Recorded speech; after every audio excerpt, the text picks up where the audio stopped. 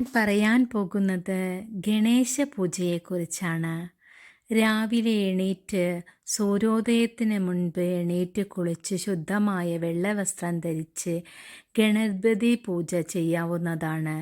ഗണപതി വിഗ്രഹമില്ലെങ്കിൽ ഗണപതിയെ മനസ്സിൽ സങ്കല്പിച്ചുകൊണ്ട് നെയ്വിളക്ക് കത്തിച്ചു വെച്ചോ എണ്ണവിളക്ക് കത്തിച്ചു വെച്ചോ ഭഗവാനെ 108 പ്രാവശ്യം ഓം ഗം ഗണപതായേ നമ എന്ന മന്ത്രം ജപിക്കുക. ഇത് നിത്യേന ജപിക്കുന്നത് വഴി സർവ്വവിധ വിഘ്നങ്ങൾ മാറുന്നതിനും വളരെയധികം പ്രാധാന്യമുള്ളതാണ്.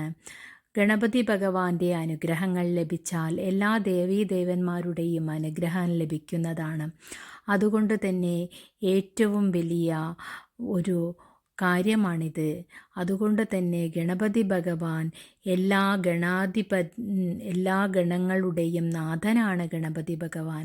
അതുകൊണ്ട് തന്നെ ഗണപതി ഭഗവാനെ പൂജിച്ചാരാധിക്കൂ.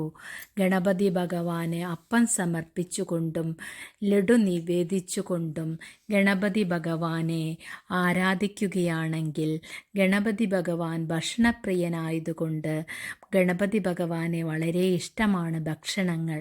അതുകൊണ്ട് വൃത്തിയോടും ശുദ്ധിയോടും കൂടി ഭഗവാൻ ഇതെല്ലാം സമർപ്പിക്കുന്നത് വളരെയധികം നല്ലതാണ്.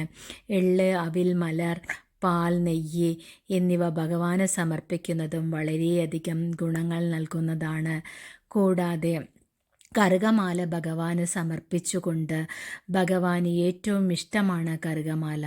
അത് സമർപ്പിച്ചുകൊണ്ടും ഭഗവാന്റെ അനുഗ്രഹങ്ങൾക്കായി പ്രാർത്ഥിക്കുക. പിന്നീട് നിങ്ങളെല്ലാവരും മുട്ടറക്കൽ ഗണപതി ക്ഷേത്രത്തിൽ മുട്ടറക്കൽ വളരെയധികം പ്രാധാന്യമാണ്.